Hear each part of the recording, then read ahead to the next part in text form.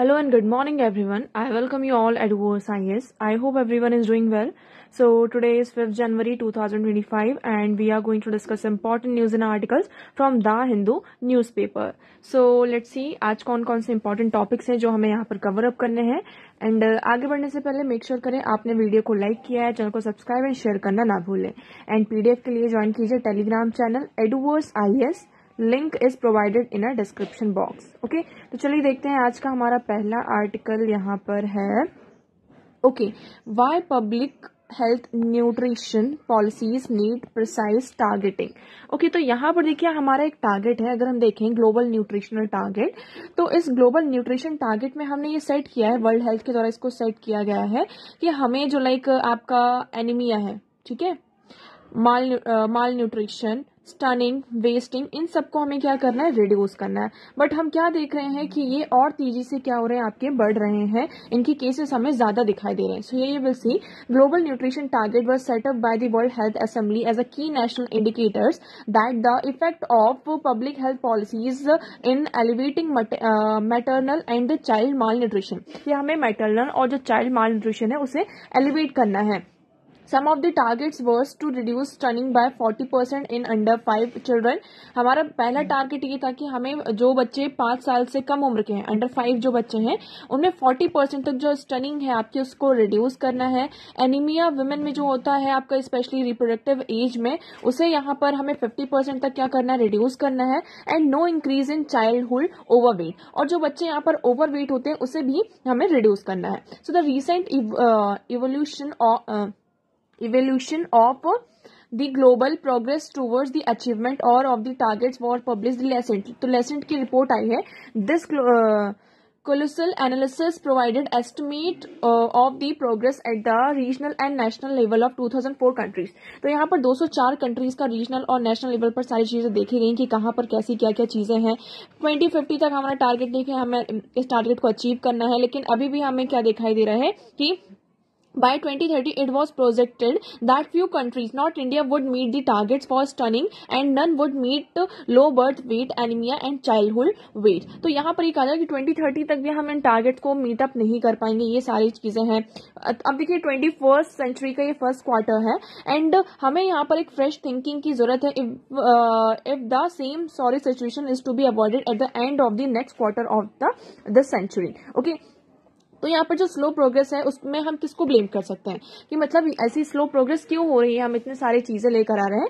तो they are saying the poor program implementation. हम बहुत सारे प्रोग्राम्स को लेकर आ तो रहे हैं लेकिन उनका प्रॉपर तरीके से इम्प्लीमेंटेशन नहीं हो रहा है. However, other important aspects merit consideration too. For instance, the prevalence of anemia has remained static in India for the last 2 decades. Okay, अब देखो इसमें पहली चीज ये कहा जा रहा है कि पहली बात तो यहाँ पर कोई प्रॉपर सर्वे नहीं होता, ठीक है, and we do not know the cause of anaemia in India. India में एनीमिया के जो केसेस हैं दैट इज इंक्रीजिंग. ठीक है, आपका जो एनीमिया के केसेस हैं वो आपके क्या हो रहे हैं, यहाँ पर बढ़ रहे हैं. पहली चीज तो ये आ गई. अब ये जो केसेस यहाँ पर बढ़ रहे हैं एनीमिया के, तो इसमें ये कहा जा रहा है कि हमारे पास एक्यूरेट डेटा नहीं. सिर्फ हम ये कहते हैं, अगर आपके माइंड में कभी भी कुछ आप ये एनीमिया का नाम सुनते हो तो आपके माइंड में सबसे पहली चीज ये आती होगी कि आयरन की डेफिशिएंसी है. क्या यहाँ पर आयरन की क्या है, आपकी डेफिशिएंसी है. बट आयरन की डेफिशिएंसी के कारण ये कहा जा रहा है only third of the anaemia, only a third of the anemia accounts for iron deficiency. For example आपको 4 केसेस थे, उसमें 3 यहाँ पर अगर हम देखें तो वो आयरन की डेफिशिएंसी से हो रहे हैं, लेकिन एक जो एनीमिया का केस हो रहा है वो किसकी वजह से हो रहा है, उसका मेन कॉज क्या है, वी डोंट नो हियर. तो इसके लिए हम यहाँ पर फोर्टिफिकेशन जैसी एंड सप्लीमेंट्स यहाँ पर डाइट में क्या कर रहे हैं, इंप्रूव कर रहे हैं. बट इसमें ये कहा जा रहा है कि हम ठीक है, आप ये सब आयरन इनटेक का जो आयरन टेक इंप्रूव कर रहे हैं, फोर्टिफिकेशन कर रहे हैं, सप्लीमेंटेशन आपका यहाँ पर हो रहा है, दैट इज ओके. बट हमें ओवरऑल जो हमारी डाइट है, न्यूट्रिशन की जो डाइट है उस पर फोकस करना होगा. हमें यहाँ पर एक डाइवर्स डाइट पर फोकस करना होगा.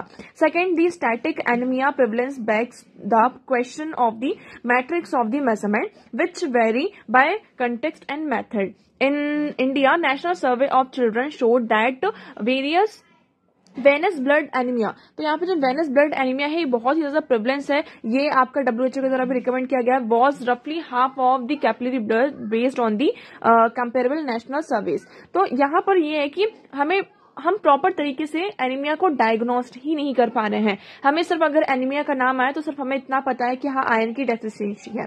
तो इसके कॉन्सिक्वेंसेज भी हमें देखने को मिल रहे हैं इन रिस्पॉन्स, लाइक बच्चे जो पैदा होते हैं बाय बर्थ ही, ठीक है, तो स्टनिंग, वेस्टिंग, इन तरीके की चीजें की प्रॉब्लम आ जाती है। ये पहली चीज हो गई। दूसरी इसमें ये हम देख रहे हैं कि जो स्टनिंग की केसेस हैं ये यहाँ पर 7 to 8% at the time of birth, मतलब बच्चा जब पैदा हुआ और उसके 2 साल तक स्टनिंग के केसेस यहाँ पर बहुत ज्यादा इंक्रीज होते हैं, 7 to 8% के चांसेस रहते हैं।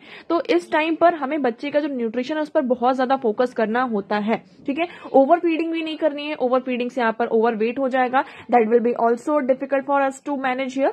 एंड हमें यहाँ पर जो लाइक न्यूट्रिशन है उस पर भी फोकस करना होगा कि बच्चा अंडर न्यूट्रिशन यहाँ पर ना हो, ठीक है। Second, energy intake in the driver of growth in the first 2 years. The most energy dense food is oil. तो यहाँ पर अगर हम बात करते हैं फर्स्ट 2 years में बच्चों को ऑयल खाने से अवॉइड किया जाता है, लेकिन ये कहा जाता है कि आपको यहाँ पर एक एवरेज फैट का इंटेक यहाँ पर अपने फूड में, अपने डाइट में रखना चाहिए, ठीक है। तो इंडिया में बात करते हैं तो इंडिया में 7 ग्राम पर डे होता है, लेकिन अगर हम रिक्वायरमेंट की बात करते हैं तो it is 30 to 40 gram per day होना चाहिए। So but it is encouraging the note that the new portion guidelines for feeding children aged under 3 with take home rations now include oil which was not specified earlier। तो जैसे हमारा पोषण guidelines है उसमें अब हमने क्या किया है, 3 साल तक के बच्चों के लिए हमने ऑयल को भी इंक्लूड किया है, ठीक है। क्या ऑयल को भी, फैट को भी यहाँ पर इंक्लूड किया, जो कि पहले ऐसा नहीं था, पहले ऐसा स्पेसिफाइड यहाँ पर नहीं था, ठीक है। Finally the Lancet paper showed that overweight has increase in children in almost all the countries. सारी कंट्रीज में आप देखेंगे जो ओवरवेट के केसेस हैं वो आपके बढ़ रहे हैं, but was less than the prevailing under nutrition. This might mean that policy should continue to focus on under nutrition. तो देखो ये थोड़ा सा है फिर भी, लेकिन जो अंडर न्यूट्रिशन है इस पर हमें ज्यादा फोकस करने की जरूरत है, ठीक है। आई होप ये आर्टिकल आपको क्लियर होगा। नाउ नेक्स्ट आर्टिकल्स की हम बात करते हैं। इसमें देखिए कुछ भी नहीं है, इसमें ये कहा जा रहा है कि legs of modern humans are made for running. तो जैसे कि पहले अगर हम बात करते हैं हमारे जो एंसेस्टर्स है ना, तो उसमें ये कहा जा रहा है कि जो हमें जो फॉसिल फ्यूल्स मिले हैं उनका हमने पूरा एनालिसिस किया, डिजिटल एनालिसिस किया, सारी चीजें की। उसके अकॉर्डिंग ये कहा जा रहा है जो एंशिएंट ह्यूमन के रिलेटिवली जो हमारे मॉडर्न ह्यूमन है ना, तो वो उनकी जो लेग्स है वो रनिंग के लिए यहाँ पर ज्यादा है, ठीक है। अगर हम एप्स वगैरह की बात करते हैं तो उनका जो मस्कुलर फीचर था, जो स्केलेटन था, वो उतनी तेजी से यहाँ पर रन नहीं कर पाते थे जितनी तेजी से ह्यूमन बींग्स यहाँ पर आज के टाइम के जो मॉडर्न ह्यूमन बींग्स कर पाते हैं।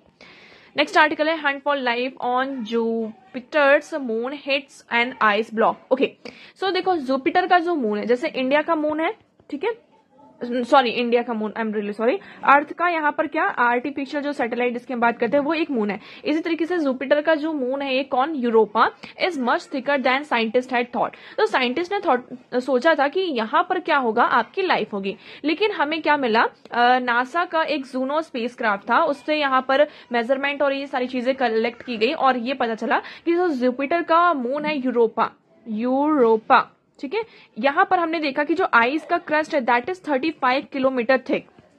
वहां पर बहुत, मतलब कि आइस का जो क्रस्ट है दैट इज 35 किलोमीटर। आप सोच इमेजिन कीजिए 35 किलोमीटर जो है वो ऐसा एस्टिमेट किया जा रहा है कि that is thick. So which could suggest that ocean does not have the heat और chemical reaction needed to spark life. तो यहाँ पर जो ओशन है वहां पर, तो उनके पास उतनी हीट और केमिकल रिएक्शन नहीं है जो कि एक लाइफ को स्पार्क करने के लिए चाहिए। So the crust could thwart the efforts of NASA's Europa Clipper to investigate the moon for the ingredients for life year. चलिए आगे नेक्स्ट बात करते हैं। नाउ नेक्स्ट आर्टिकल है हमारा why was the no detention policy rolled back. अब देखिए आप सभी को यहाँ पर पता होगा राइट टू एजुकेशन 2009, ठीक है। इसमें रूल्स में ये आता है कि आप 8th क्लास तक के जो बच्चे हैं उनको आप यहाँ पर फेल नहीं कर सकते, आपको उन्हें प्रमोट करना ही करना है, ये आप सभी को पता है, ठीक है, वेरी गुड। और उनको डिटेन आप नहीं कर सकते, ये सारी चीजें हो गई। लेकिन अभी यहाँ पर क्या हुआ, अभी यहाँ पर एक्चुअली होता ये है, देखिए इसमें आरटीई का सेक्शन ये है, RTE act passed in 2009, it include section 16 which stipulated that no child admitted in a school shall be held back in any class or expelled from school till the completion of elementary education class 1st to 8th, ठीक है। The spirit of no detention policy was to ensure that children can learn without unnecessary pressure. तो इसमें हमने no detention policy पहले ये थी कि किसी भी बच्चे को आपको 8 क्लास तक फेल नहीं करना। पहली बात तो आपकी ये, ना ही आप इसको स्कूल से निकाल सकते हैं। इसमें हमारा मेजर कंसर्न ये था कि बच्चे के ऊपर प्रेशर नहीं रहेगा कि हाँ लाइक आपके पास सिर्फ आपको पास होना है, सिर्फ मार्क्स लाना है, प्रेशर नहीं रहेगा, तो वो बच्चे अच्छे से यहाँ पर पढ़ाई करेंगे। लेकिन इसको क्या कर दिया, आपका इस जो डिटेंशन को बहुत ज्यादा डिमोरलाइज कर दिया। There was also an understanding that single final year end examination is not the best way to assess learning and decide on their progress. और ये भी कहा गया कि लाइक आप एक एग्जाम से, जो आपके फाइनल एग्जाम्स होते हैं, उससे आप बच्चे की जो लर्निंग है उस और बच्चे की जो प्रोग्रेस है उसको डिसाइड नहीं कर सकते। ये आपका हुआ, ठीक है। तो ये आपकी सारी चीजें चलती रही और इसमें हमारा सारे एफर्ट्स रहते। अब यहाँ पर चीजें ये हुई कि नहीं, अब हमें ना डिटेन करना पड़ेगा। क्यों करना पड़ेगा? अब आपको यहाँ पर क्या करना पड़ेगा, लाइक यहाँ पर सर्वे कंडक्ट हुए। किसके द्वारा? गवर्नमेंट के द्वारा।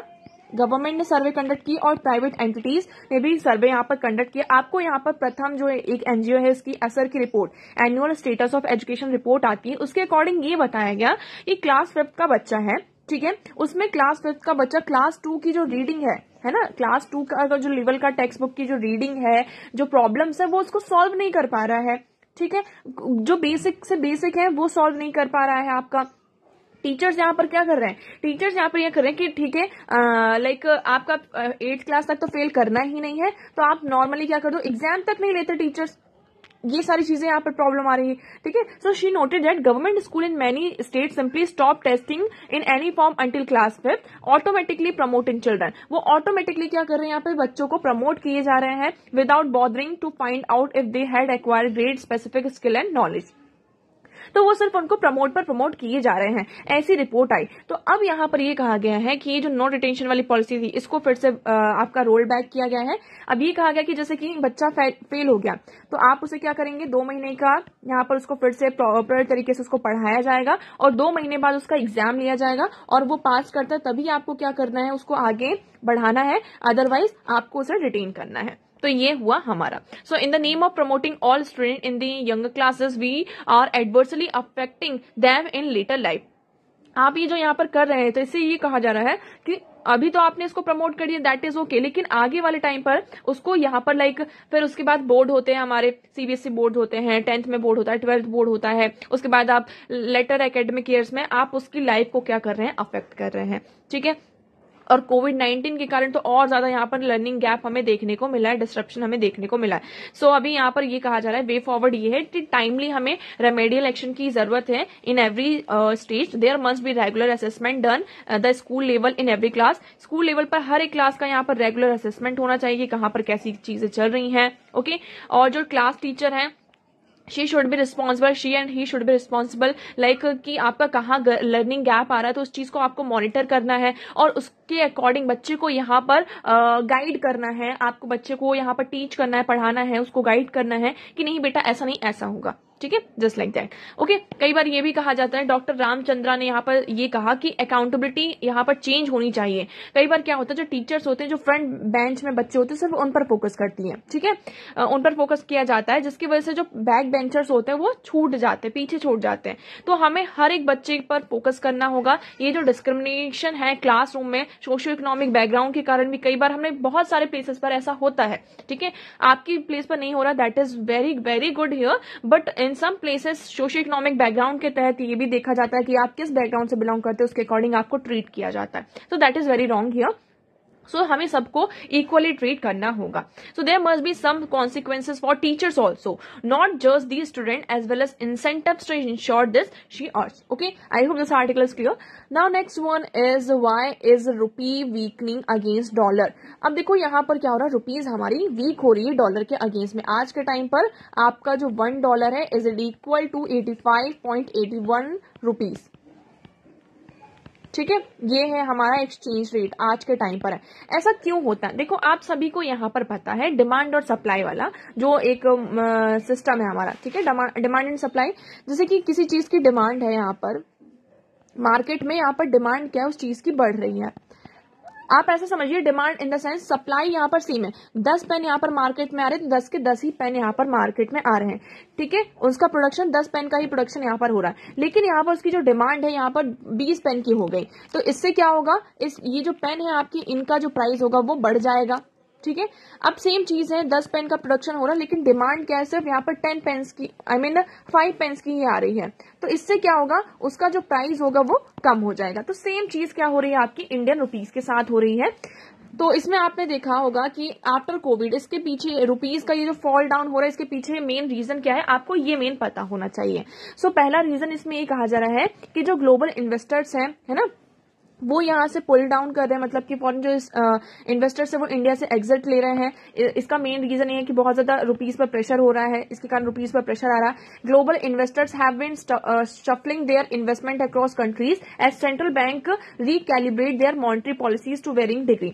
हमारी कोविड-19 के बाद से जो इन्फ्लेशन रेट है वो हमारा हाई ही रहता गया है, और जो हमारी आरबीआई सेंट्रल बैंक है वो हमारी जो मॉनेटरी पॉलिसीज है उसको यहाँ पर चेंज कर रही है। इसकी वजह से यहाँ पर जो ग्लोबल इन्वेस्टर्स है वो यहाँ पर एग्जिट कर रहे हैं इंडिया से। तो इसकी वजह से हमारे रुपीस पर क्या हो रहा है, आपका स्ट्रेस आ रहा है। ठीक है। High inflation in the aftermath of the corona virus pandemic led to the monetary tightening by central banks which is now being reverse as the inflation come more under control. This has pushed investor to withdraw money from markets like India and invest in more advance market. तो ये क्या कर रहा है, investors अपनी जो money है India के मार्केट्स यहाँ पे पुल कर रहे हैं और दूसरे जगह यहाँ पर आपका जा रहे हैं। ठीक है। तो मीनवाइल यहाँ पर जो रुपीस का डिप्रिसिएशन हमें देखने को मिल रहा है, हाई इन्फ्लेशन रेट, इंडिया में इन्फ्लेशन बहुत ही ज्यादा आपका हाई हो रहा है। और अभी यहाँ पर क्या हुआ है, लास्ट वीक की बात है, लाइक अभी आपके पास डेटा है जो हमारा फॉरेन एक्सचेंज 8 मंथ में हम देखा जाए तो लास्ट वीक लाइक हमारे पास अभी जो फॉरेन रिजर्व है इट इज 640 बिलियन डॉलर। पहले हमारे पास था 700 बिलियन डॉलर। तो ये भी आपका डाउन हो रहा है क्योंकि मार्केट में यहाँ पर क्या कर रहे हैं, जो हमारी बैंक है वो डॉलर को ज्यादा लेकर आ रही है। ठीक है। डॉलर को यहाँ पर ज्यादा लेकर आ रही है, जिससे कि हमारी रुपीस जो है वो जो डेप्रिशिएट हो रही है वो इतना ज्यादा ना हो। इसकी वजह से भी यहाँ पर एक रीजन है कि उस चीज की यहाँ पर डिमांड बढ़ती जा रही है। So RBI traditional stance has been manage to rupee's exchange value in such a way as to allow for gradual depreciation as its value without too much volatility that could disturb the economy. तो इसकी वजह से यहाँ पर हमारी economy में disruption देखने को मिल रहा है और रुपीस डेप्रिशिएट हो रही है। ठीक है। इतना क्लियर है आपको। सो देखिए आज के न्यूज़पेपर में इतने ही इंपॉर्टेंट आर्टिकल्स है। आई होप आपको सारी चीजें क्लियर होंगी, बट स्टिल अगर आपको कोई भी डाउट लगता है तो आप कमेंट सेक्शन में कमेंट करके पूछ सकते हैं। वीडियो कैसा लगा एक बार कमेंट सेक्शन में जरूर बताइएगा। अगर वीडियो पसंद आया हो तो उसे लाइक करना, चैनल को सब्सक्राइब एंड शेयर करना ना भूलें। So that's for all today. Thank you so much for discussion.